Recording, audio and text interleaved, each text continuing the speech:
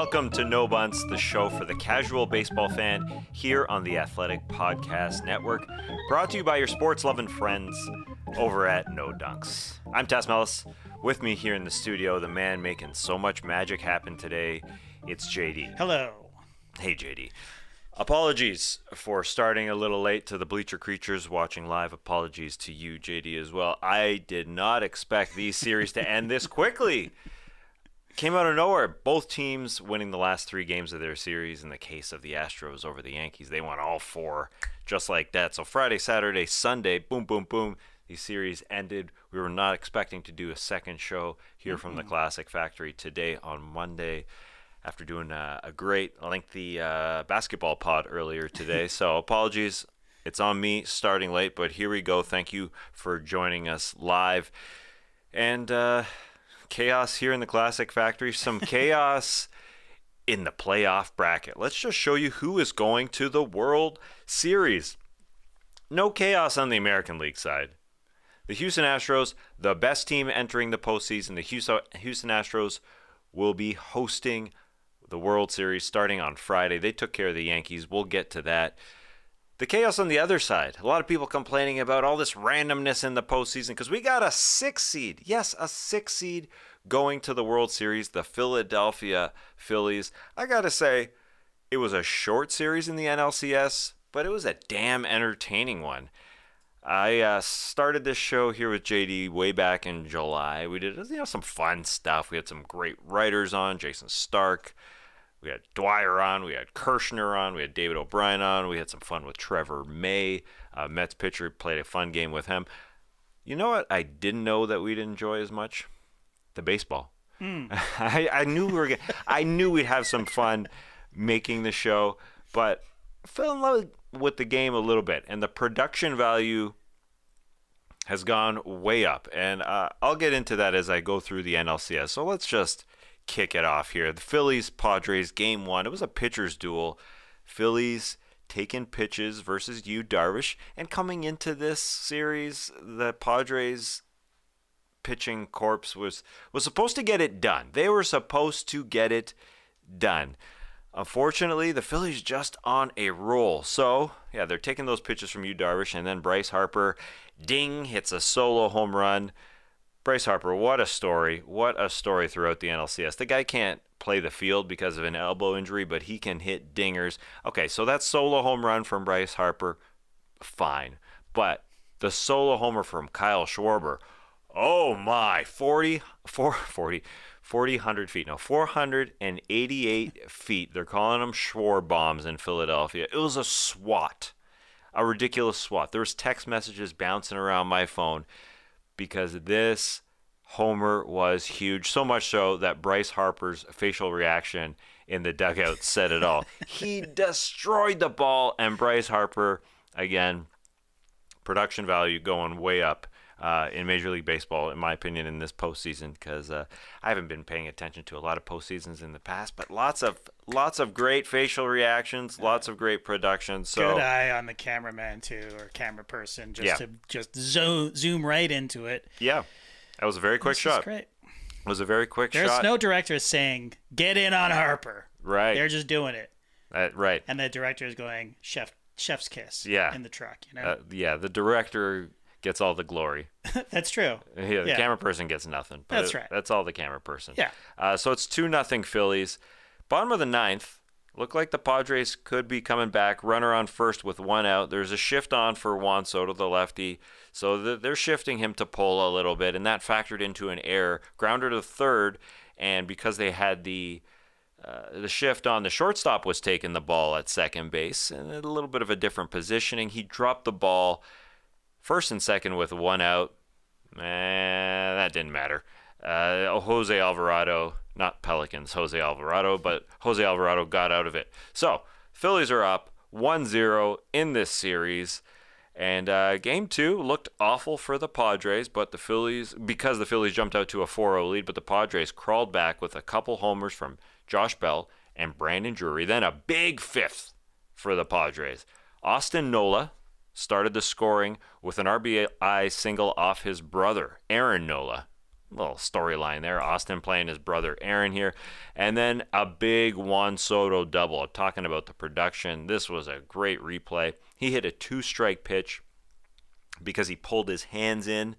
A great piece of hitting. He ripped it into the right field corner, and he got to second base, driving in Nola there, tying the game. And he was smacking his chest at second base. He kept pounding it. I was watching with my 5-year-old Zoe, who was loving the pound of the chest over and over. So they caught that live, and then they replayed it a couple batters later. Then they replayed it going into the dugout. My Zoe was pounding her chest as well, falling in love with baseball because of these close-ups. They did a really good job of that. So the game's all tied up, and then Brandon Drury singled to score 2. Josh Bell had a hit where he swung the bat, and he looked straight up. He thought he popped it up, but it was a liner. Great close-up of him. Scored another. So that was 7-4. The slow-mos, Josh Bell. I mean, it got me into the game a lot more. Also, the brown and yellow in Petco Park, throughout the crowd. It's a great stadium to watch a baseball game. There's no doubt about that. That came through clearly on the broadcast, and I'm glad the fans got a win there to tie up the series, because that's all they got here in the National League Championship Series. Let's go to Philadelphia, where the fans were phenomenal. Series tied at 1. It's a 2-3-2, so we're in Philly for the next 3 games. And as I said, bang, bang, bang. These wins came quickly, Friday through Sunday.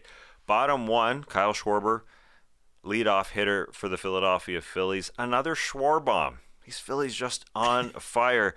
And it's funny with Kyle Schwarber, maybe because he had 46 homers this season, but I don't think he's very fast. He doesn't look too quick of a runner, but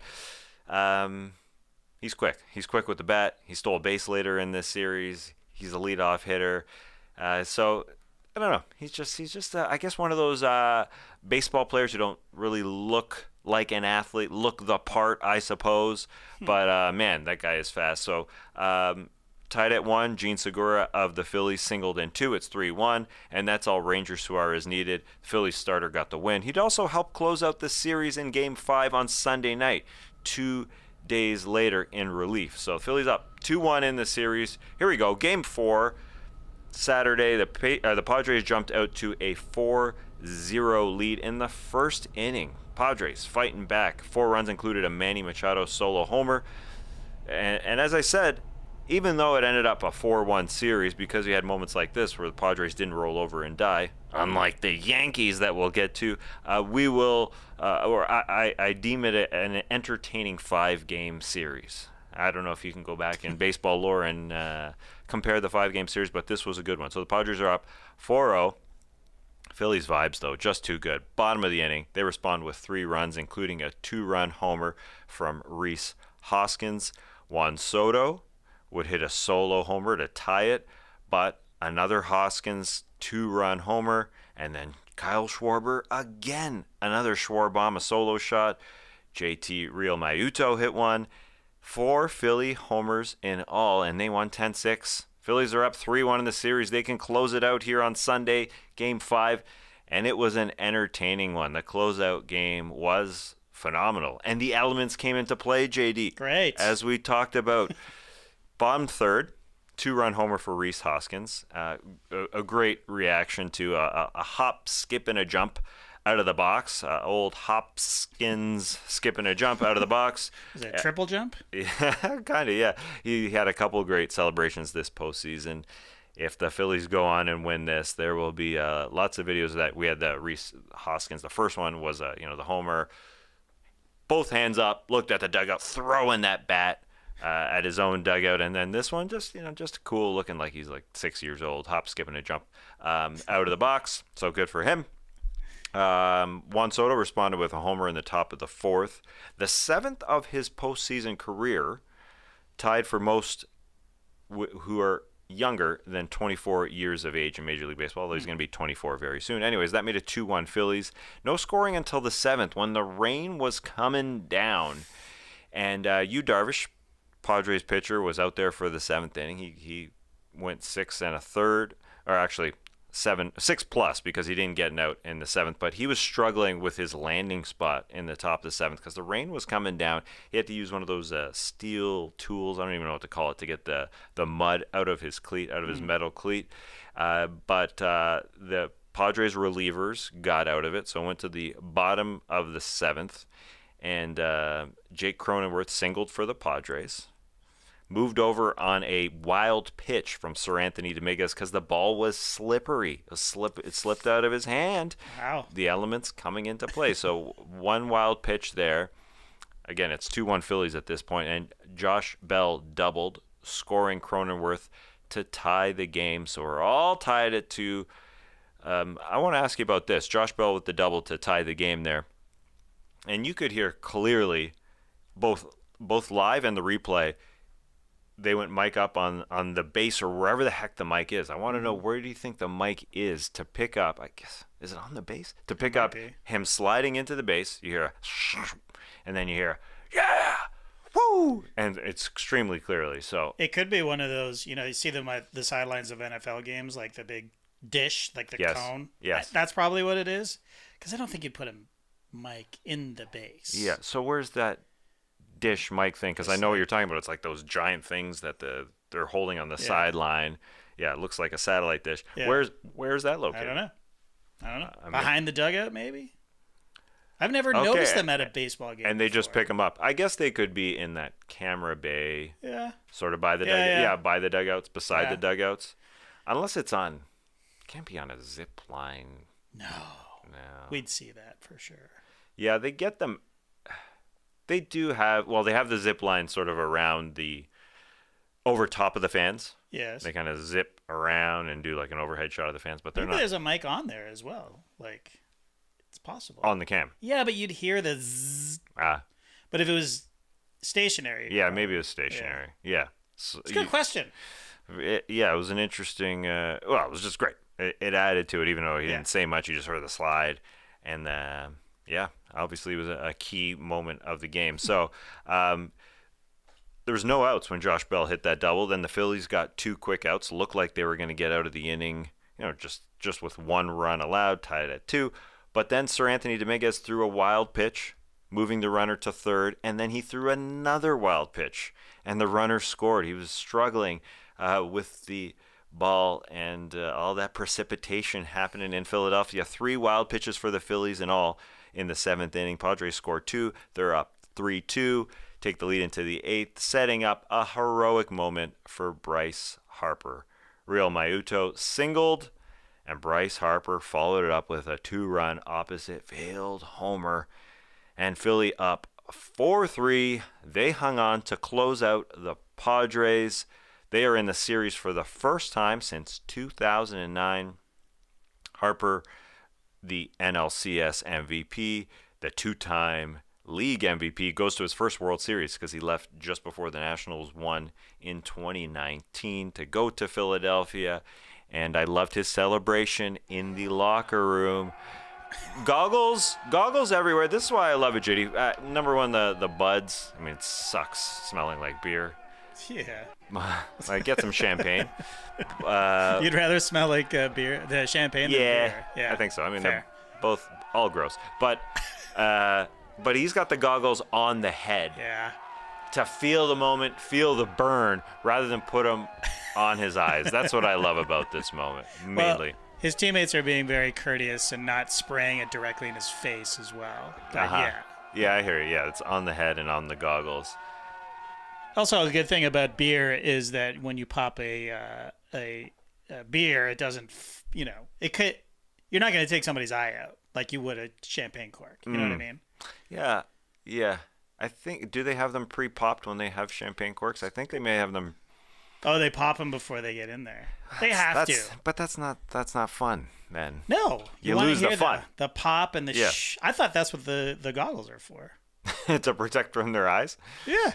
From the cork. Not the spray, the corks. It's from the liquid the liquid burn, I think. Wow. So it's just uncomfortable. Yeah. The burn. But I think that's part of the celebration. Yeah, exactly. You want to feel the burn. You look ridiculous with the goggles. And you just, you're not into the moment as much. So That probably wasn't on purpose by Bryce Harper, but I'm going to... Yeah, he probably forgot. Yeah, he forgot to put them bring on. them down. He was busy. But it looked better. It looked better. It does look better. Yeah. It's good for the real when they eventually win this World Series over the Astros. Fingers crossed. Yeah, that's who I'm cheering for. I'm cheering for the underdog. Yeah, they're the 6th seed. But Bryce Harper... Shout out to the 76ers as well for sucking at the beginning of the season to let them have all the focus and the spotlight. Yeah, it is. It's actually beneficial for the Sixers to be sucking right now with the Phillies taking a lot of the sports limelight for sure. Also, if sometimes when you're at like a basketball game and the World Series is on and your team's in the World Series, they'll show the score of the an update of the score, and if the Phillies are up, then it gives the 76ers fans something to cheer about. Mm-hmm. And they're not booing. Then they're not booing because they would be booing if they're watching the Philadelphia 76ers. It's happened twice already here in 3 games here. Well, twice in 2 opportunities because the Phillies have only played 2 games. But the Philly sports fans got something to cheer about here as Bryce Harper. Yeah, pretty cool. Again, he's got elbow problems, unable to play in the field, but he is socking dingers, as we like to say. He is raking. Actually, there was a moment after the game where he was on the field and Phillies owner John Middleton approached him and they were chatting it up. And apparently, as reported by John Clark of NCBS Philly, Middleton said to Harper, quote, "I think I've underpaid you. I'm not sure you can underpay somebody when you give them $330 million." Wow. But I'm pretty sure I underpaid you. It was one of those like owner-player moments where the owner wants everybody to see what he's saying. Yes. He wasn't covering his lips like an athlete does. Wasn't covering the mouth. Yeah. So Bryce Harper wasn't either. And then Bryce Harper realized, okay, we're going to be having a long conversation here. It's time to cover my mouth so people actually don't see what I'm saying. But John Middleton wanted everybody to know that. Well, he's just freaking happy. Yeah. His team's going to the series for the first time in 13 years, so good luck to them. They are playing the Houston Astros, who are playing incredible ball. And we'll get to the Astros and what they did to the Yankees after this short break. Yeah, guys, so I had my buddy Derek staying with me a couple weeks ago. Put him up in Jackson's room. Normally...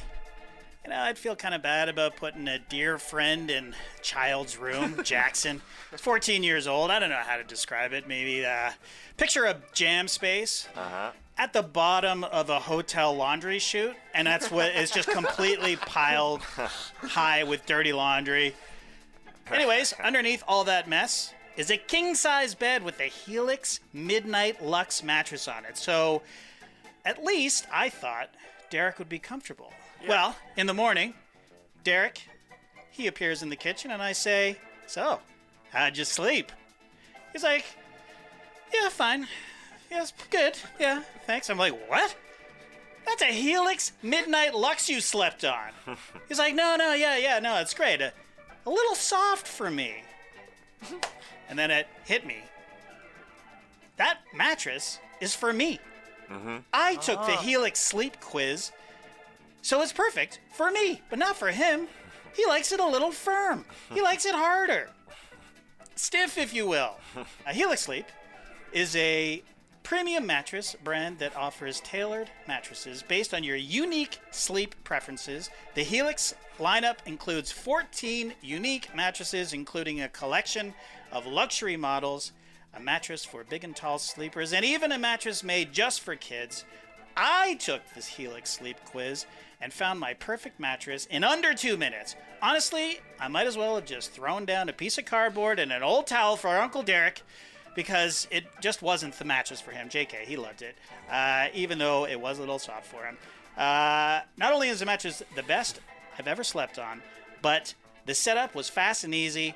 Helix mattresses are delivered in a box straight to your door for free, and it's really fun to watch it just unfurl before your eyes.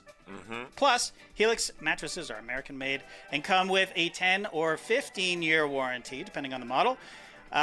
You get to try it out for 100 nights, risk-free, and if you don't love it, you will, but if you don't, they'll pick it up for you and give you a free refund. Helix is offering up to $200 off all mattress orders and 2 free pillows for our listeners. Go to helixsleep.com/nodunks.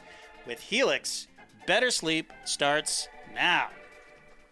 Welcome back to No Bunts. Reading your comments here amongst the bleacher creatures. One from Cole Ram stuck out to me. Cole said, give JD the starter award today. We talked about it on Friday's show.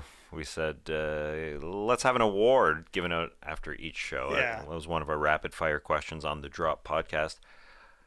Your award was the starter being handed out. For the guy who doesn't hold up the start of the show.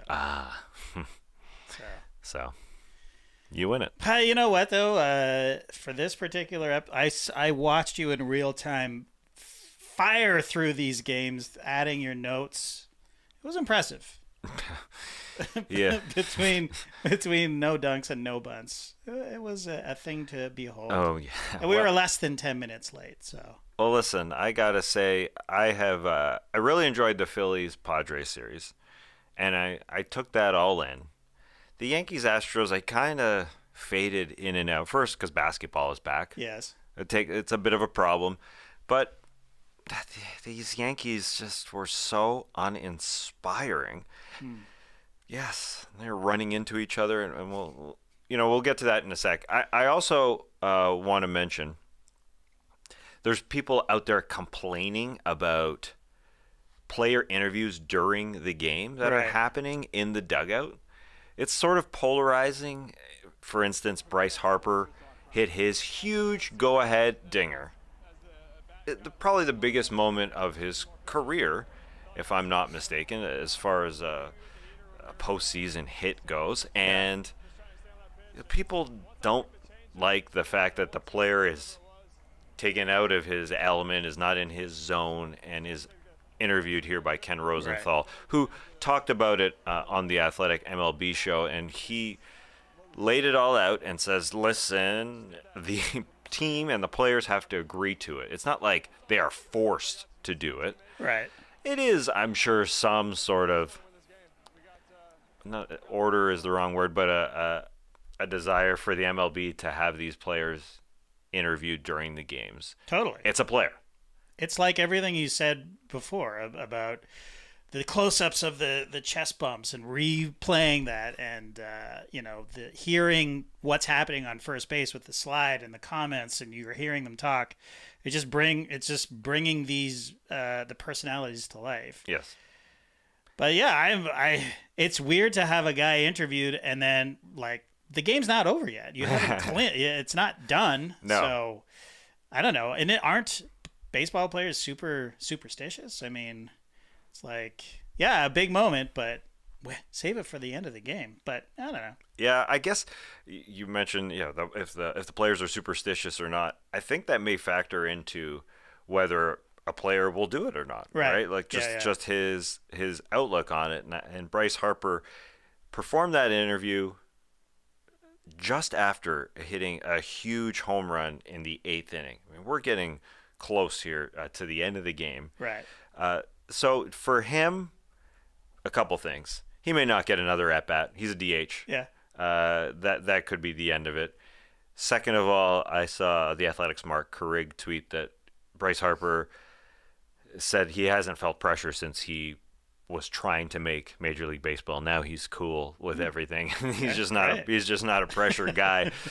But yeah, I wonder if there is any butting heads from Major League Baseball when they say, hey, we want a player to be interviewed and we don't want a guy not in the game. We want one of the key stars here. And so, yeah, is there pushback? Is there some points, was there some point where a team said, no, we're not letting you have that guy? Right. We've gone through this experience somewhat before, like when we're doing a live shows. Totally. Especially at Summer League. Yeah. Which was ridiculous. Like, we would have a rookie slated to come on, but it would be like, well, let's wait and see if they win the game or not. It's Summer League, and they're rookies. Who cares?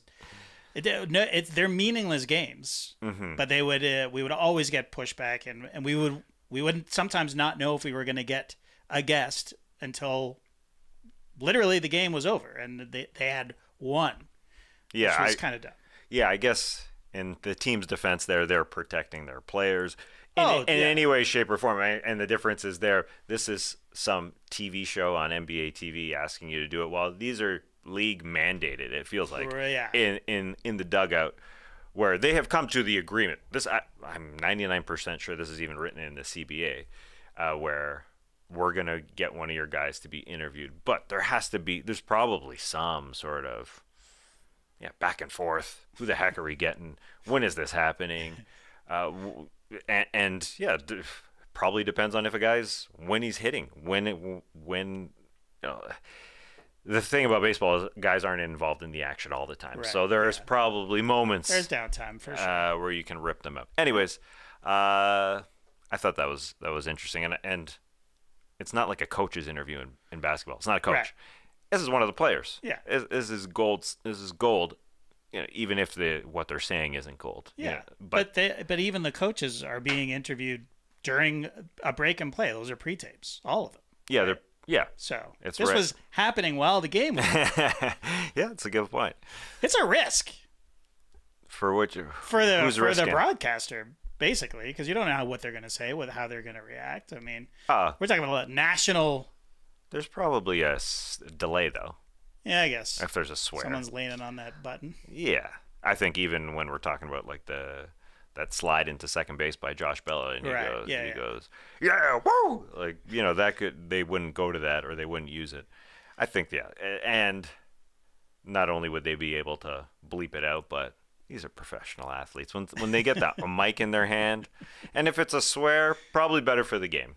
100%. To some degree. Yeah. Anyways, what's not better for the game is this Yankees team struggling. They struggled very much so. A huge gap between the Astros and the Yankees in the American League. A lot of talk about the randomness in the postseason this year, because wild card teams and their home field advantage wasn't much of an advantage. They went 1-3 in those 4 wild card series. The home team did.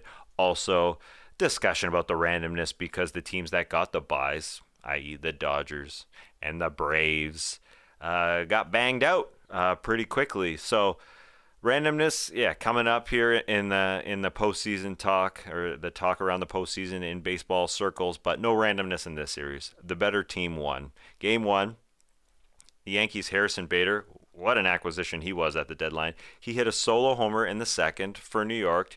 Gave him a 1-0 lead here. All right, we're feeling all right, but they failed to capitalize on so many chances. Their bats just went ice cold. Justin Verlander, the 39-year-old, he cooked the Yankees, 11 Ks over 6 innings. They got a couple moments in the field. Aaron Judge, a beautiful catch in right field. Not just a hitter, he can do it with the glove.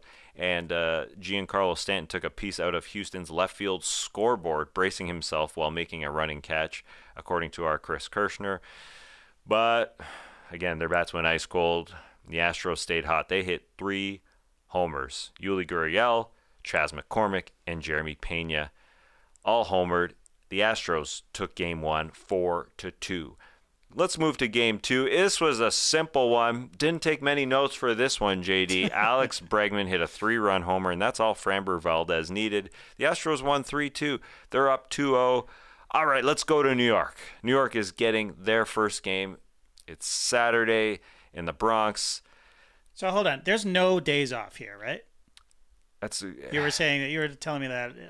Yes, they reduced the amount of days off. I think they each got 1 day off. But they took away the second day off because of the CBA going long. CBA negotiations going long in spring training, and they reduced the games or the days off.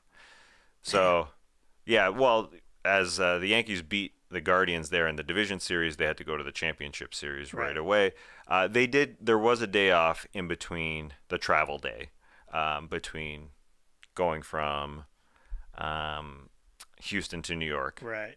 But then there wouldn't have been another. They could have played the rest, games 3 through 7, day after day. Right. So they took away one of the days off. Yeah. Mm-hmm. We saw some of our Turner peeps complaining about this. Oh, interesting. On social media, just, just throwing it out there that, leave the game, get on a plane, get into New York. Oh, I saw that. Right. Yeah. And very, very little turnaround time for the broadcast team. So, who is the most important in my mind, obviously. Oh, you can't have your cake and eat it too. Sometimes the production crews will complain that we're on the road for so long. Yeah. And this is just shortening it. Yeah, so, that's true. That is very true. Which is odd here talking about that because they now have 4 days off before the World Series. Well, so, that's okay. Well, it's okay. Yeah, they get to fly home and all that. Yeah. The strange part is, the World Series starts on Friday.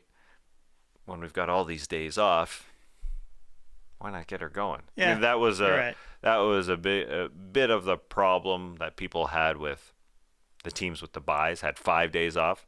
It happens in playoffs because of ad revenue, because of sales. Hey, this series has to start on Friday, and that's how she goes. Mm-hmm. But yeah, we're going 2-3-2 here. Back to the ALCS. So we're going to the Yankee Stadium for 3 games. Well, it ended up being 2 games. The Yankees were positive going into Game 3 because it was their first start for Garrett Cole in this series. Because, as I said, Division Series bumped up right against the Championship Series, so they didn't have any rest.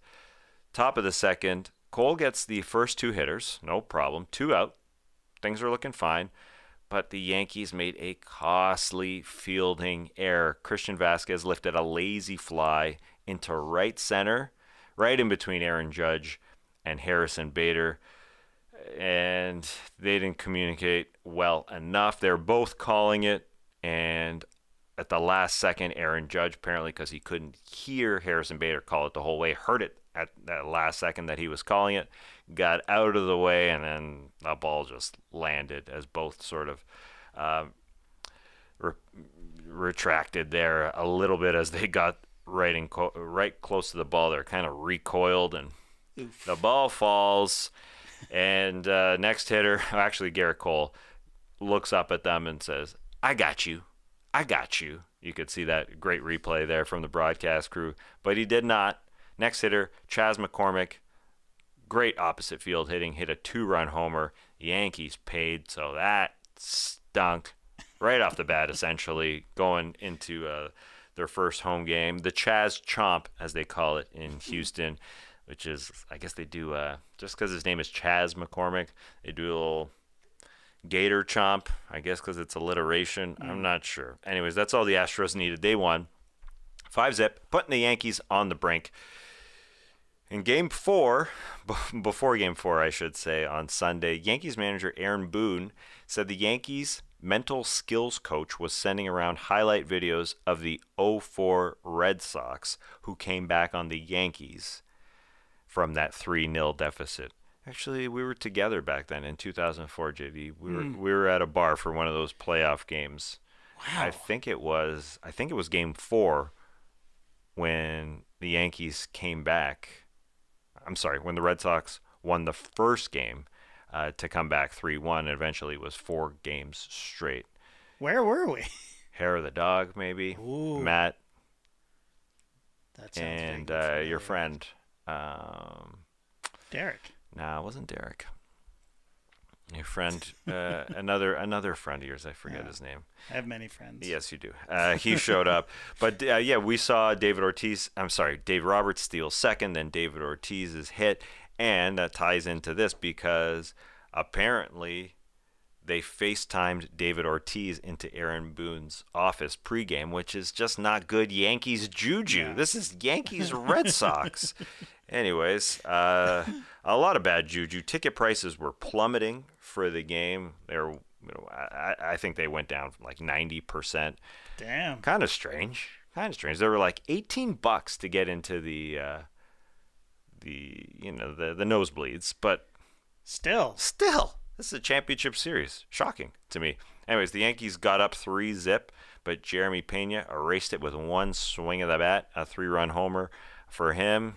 Kind of an unheralded Astro IMO. I think he's fantastic. The Astros got up 4-3, but Harrison Bader Whew, what an acquisition. He hit a homer to give them a 5-4 lead, but the Yankees got on top but just couldn't close it out. The Yankees bullpen was always going to do them in, and that's what happened. The Astros scored 2 in the 7th off the Yankees' pen to give them a 6-5 lead. They held on to sweep the New York Yankees in the championship series. In the locker room, during the celebration, they've got brooms out. They physically got brooms out in New York. So I'm sure that was packed. Where'd they get the brooms? Oh, they packed them, baby. Yeah. I don't think they were asking around, hey, you got brooms here? So wild stuff. Wild stuff. How do you feel about that, brooms? I'm fine with it. Yeah. Fine with it. No, it's great. It's Yeah. a good celebration. It's great TV. Great TV. Yeah. So that's all she wrote for the Yankees. A very up and down season, which now leads into the offseason, where the big question is what they will offer Aaron Judge, who obviously had an incredible season, bet on himself to become a free agent. So we shall see the offers that get thrown Aaron Judge's way. Will it be $500 million? It's unlikely at his age to get that much money. But How old is he? Great question. Sorry, you I asked the put you tough. on the- You asked the put tough you on the spot questions. there. Let me get Well, it. you mentioned his age, so I thought you knew it. No, you would expect I wanted to search Right. just so I got it. He's 30. Oh, okay. He's not Juan Soto. So yeah, there's hitters age well, but and he's not just a hitter. So I think they'll be in the 400 range. Wow. That's just a guess on my part. What do I know? But yeah, so there we go. That's their off season. Let the bidding begin, and let the wild 4 days off begin as well before the World Series that starts on Friday. And we'll be here for our final no bunts of the season after the World Series. Oh, is that what we're doing? We're just waiting until the end. I think so. Okay. You want to do one in between? That's totally up to you. All right, TBD. I don't do anything, but I just stand here and you answer chime in. questions and Yeah. stuff and try to stump you with people's ages. And the days off question. You would have think I knew exactly how many days off, right. but I wanted to be accurate. So I stumbled and bumbled my way into figuring it out. And Nobody could tell. Nobody could tell. Yeah, sure. Anyway, we'll figure out what our World Series schedule is like. We're here with the baseball season, here with the no breaks F1 season coming to an end, here with the no buffs Survivor season. Great time to get in. It is a great time to get in. We're merging How do you know? on Survivor. How do you We're heading towards a merge. Heading towards a merge. Yeah. It's going to be a merge, probably earn your way into the merge kind of thing, like last time, without the shillelagh of time. Anyways, baseball people they don't care about this. Even I'm confused. All right. We'll be back for some no bunts action sometime in the World Series or right after. But for now, Clipper Bros. You heard it here first. Have a great time. Turn up. Love you guys. Awesome. Thanks for joining us. And remember, Aaron Judge is 30 years old, and Juan Soto is 23 years and 364 days old. So a happy early 24th birthday to Juan Soto tomorrow. We'll see you next time.